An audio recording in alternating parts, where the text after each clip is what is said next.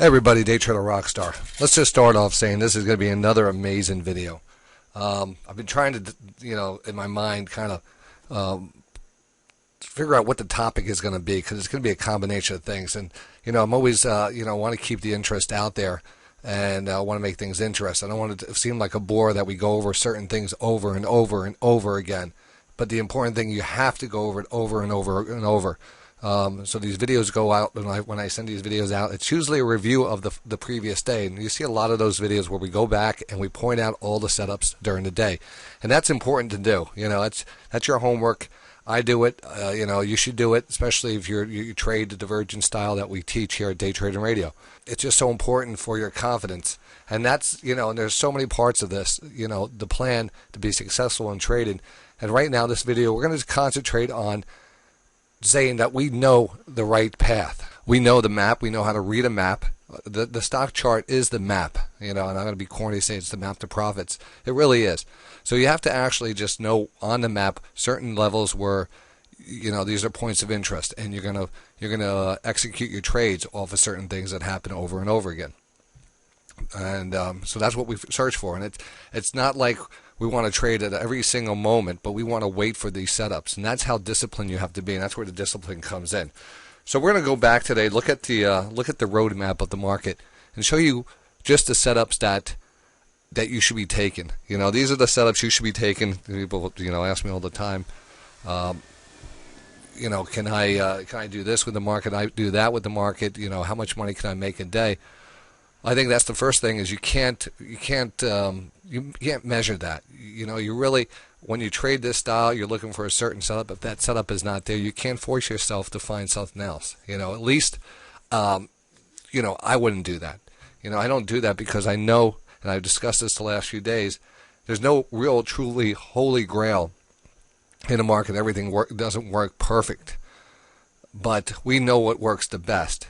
And if that is the best, then we could consider that the holy grail. So we know what works the best. The other two parts of this, applying your discipline, applying your patience to it, applying a risk management, all this is all tied up in what we call our business plan, our business trading plan. And, of course, I've done plenty of videos on that.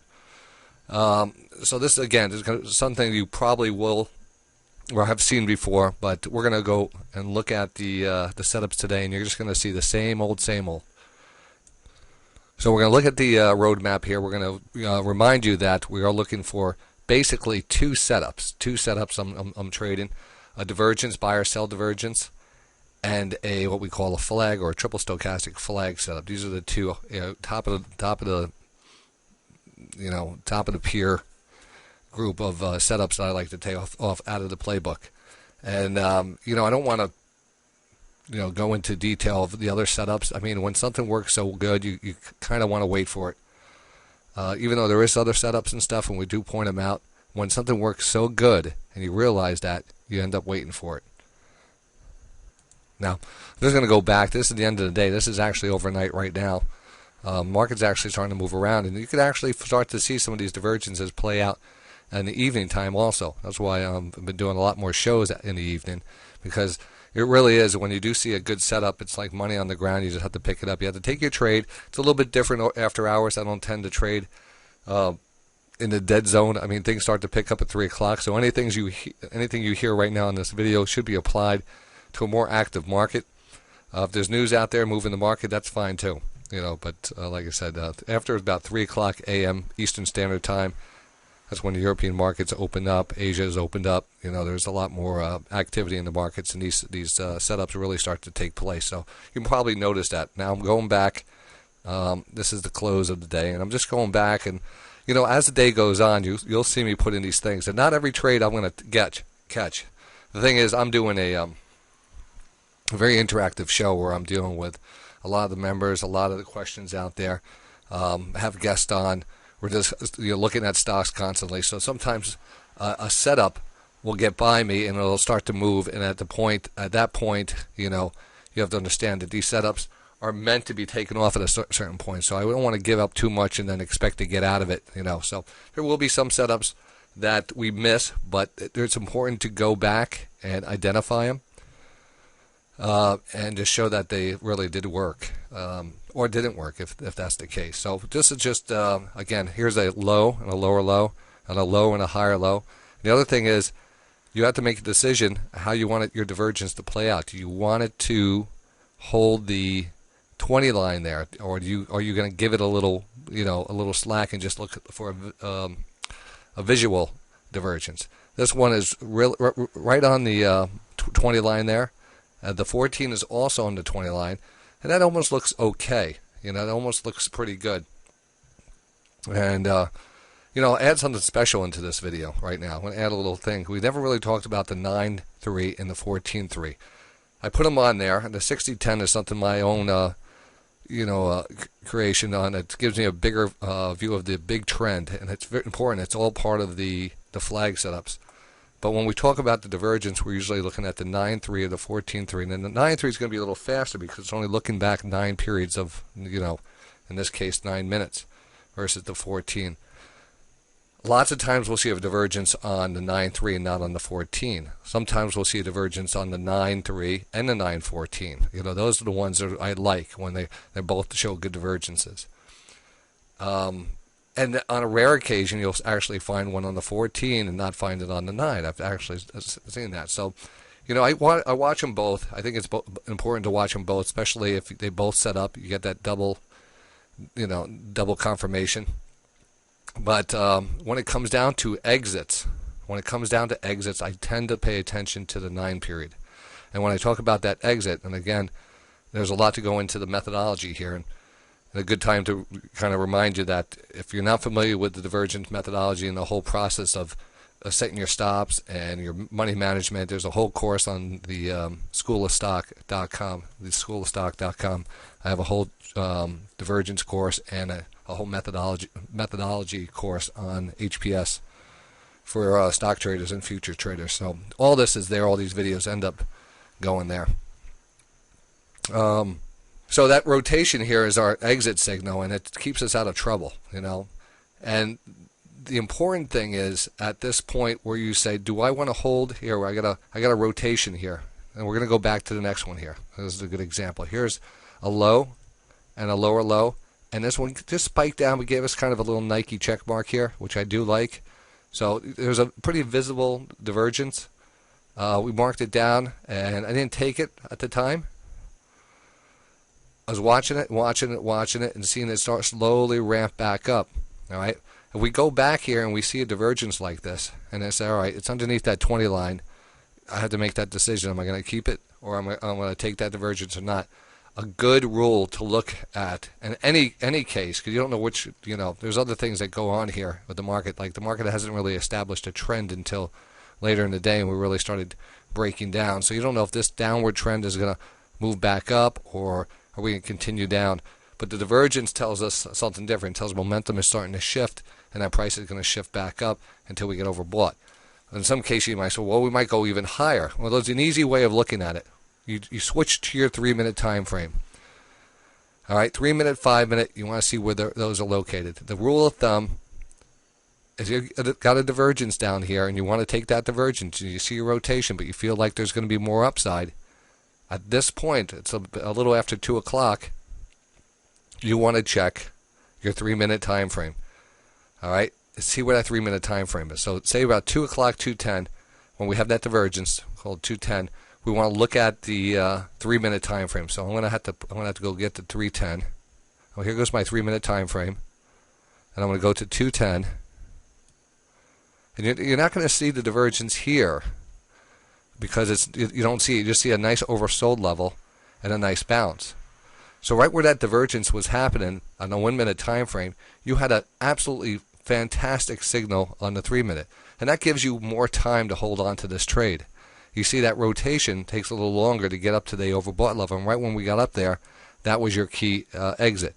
So you had a much better chance of getting some more follow-through versus the 1-minute time frame. And every single divergence you take, as you can see, this is transparent through the 1 minute. So here was a divergence back here, and here was a divergence back here. And in both cases here, you have a nice rotation. What a huge move.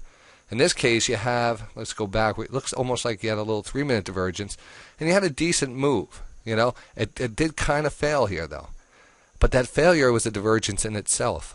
So if you think about that, and again, this takes a little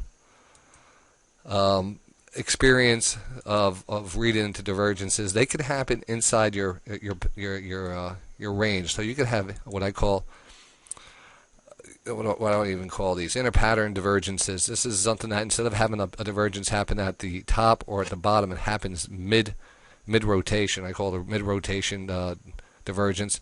So in this case, you actually see this starting to roll. What are we looking at here?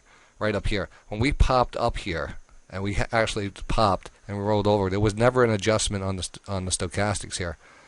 They never got back above that little peak here. So it was a slight divergence. And I mean, if you could have read into that, maybe you could actually notice that that was going to turn over fast. But then we had a real divergence, like I said, on that 1 minute time frame, and then it popped further. So each one of these are a trading opportunity. And again, not to go into more detail, this might just be Greek to you and say, what the hell is he talking about? But every setup here, you should be placing a trade based on the entry criteria. If it's there, it's there. I mean, this is what you come to work for. Here's that other divergence, a very clean 1 minute divergence with a reversal candle, pure HPS setup. But as you can see, this one's showing up on the 9 period, but not on the 14 period. So you have to make that decision. Do you want to have just the 9? Do you want to have the 9 and the 14? Here we have one that's on the 14. We have a visible one on the 9, but you can see what we talk about. It actually pulled underneath that 20 line, where normally I want to hold on to that. Here on the 14, we did. And we did have a nice little move up from that point on. All right. Now every move here is relative to the rotation. And again, we're looking back to see if you want to hold on to it by looking at your bigger time frames. Let's move on. We've talked so much, and there's just so much more to talk about.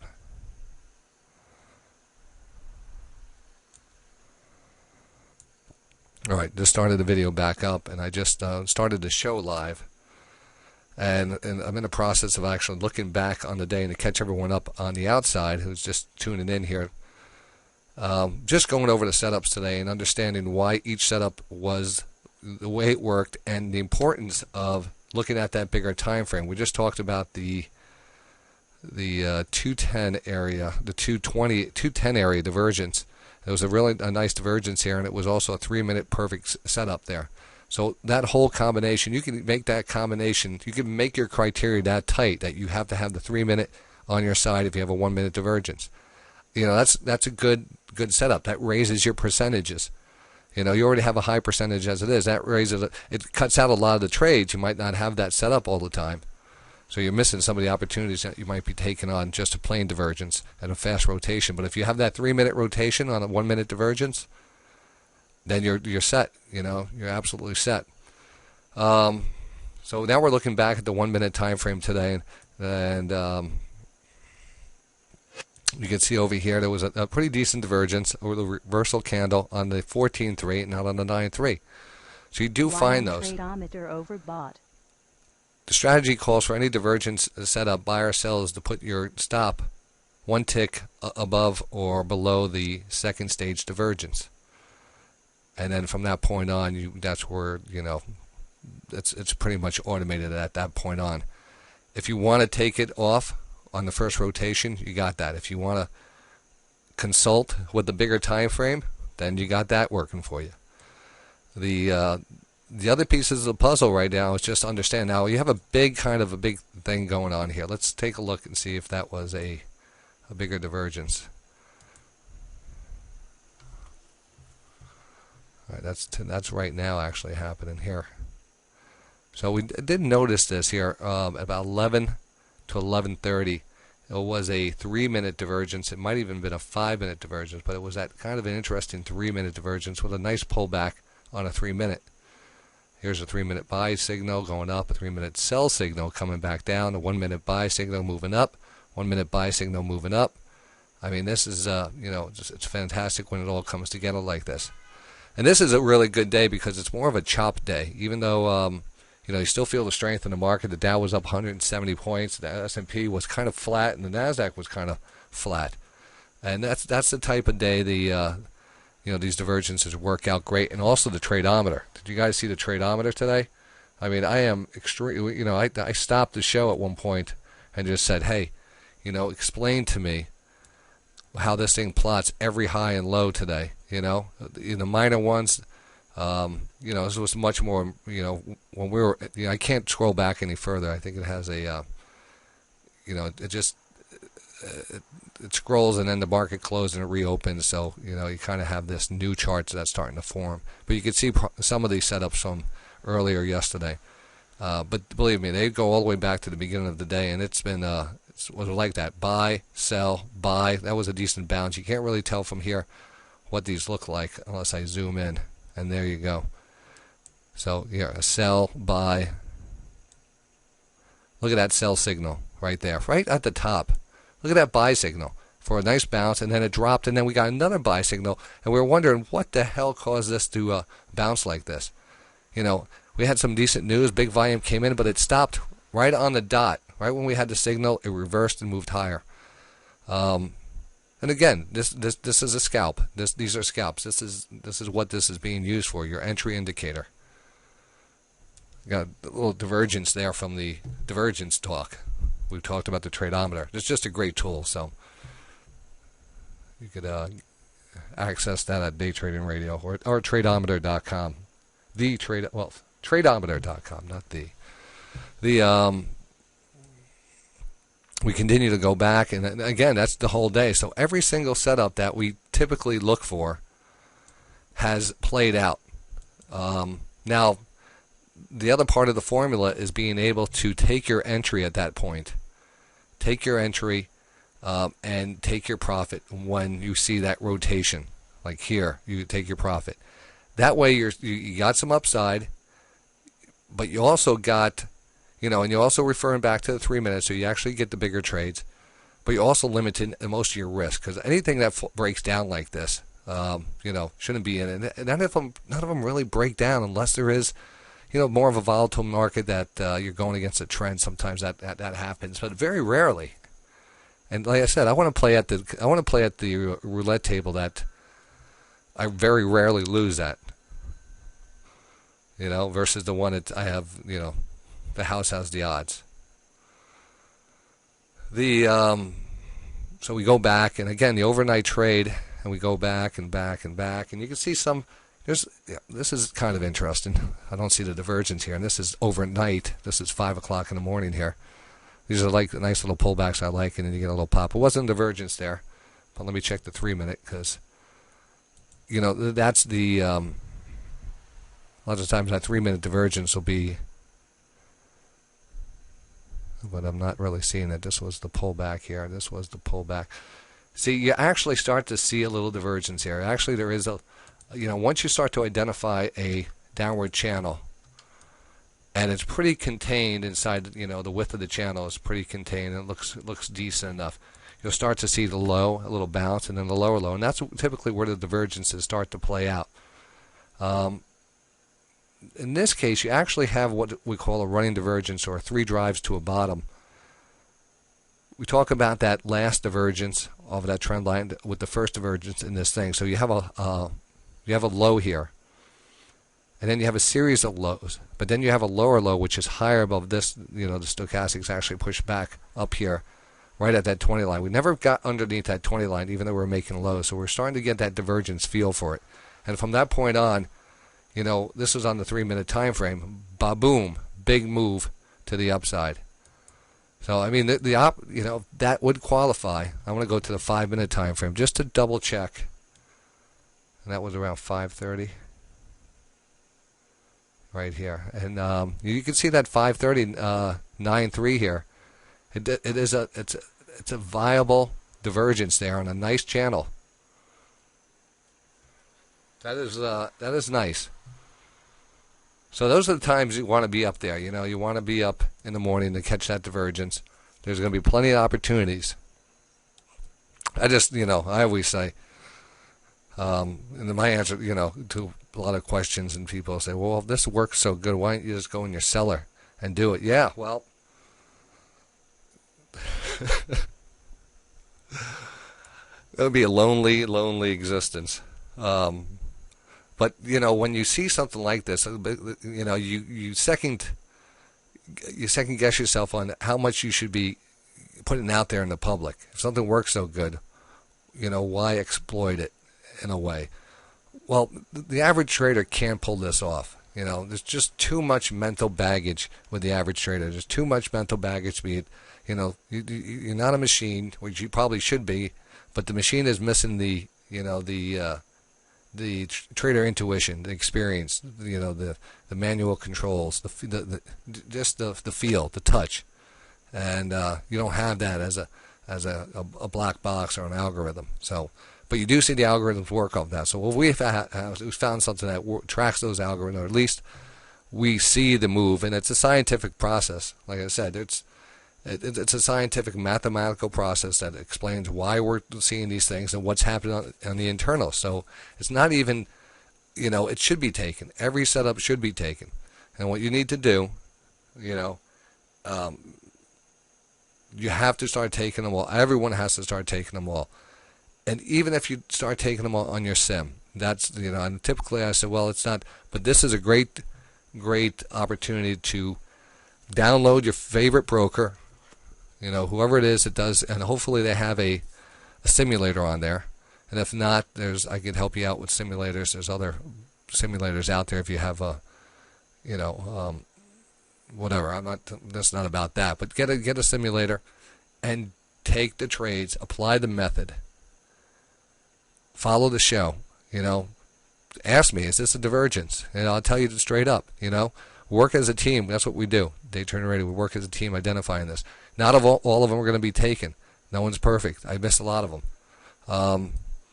But when we go back, they still hold water. I become a better trader when we go back and we discuss these, and we see, here, these are the last two trades I took. I took these yesterday. Was it yesterday?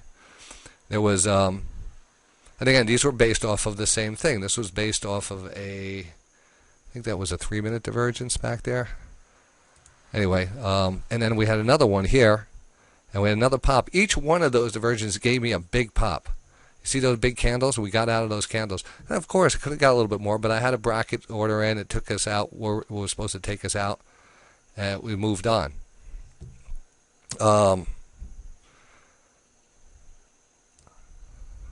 And then, again, you could go all the way back and just back test all these. But that's what you could do.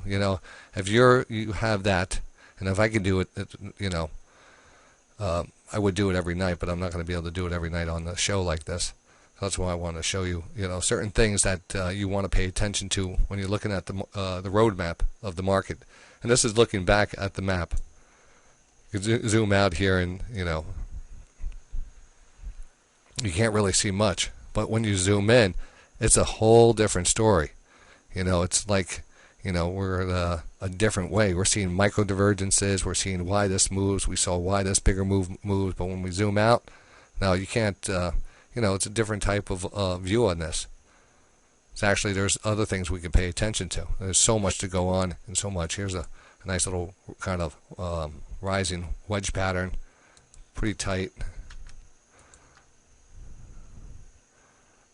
Kind of a tough one there to bounce that off of there.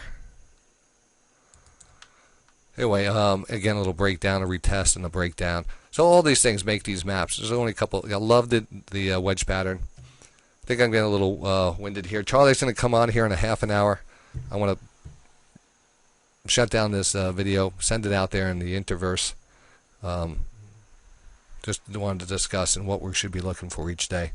The path is there. Just learn to recognize it and learn the discipline. Getting back to why I think, it's not a bad idea to share all this, because I don't think people have the discipline. You don't have the discipline. You don't have the patience. I'm out.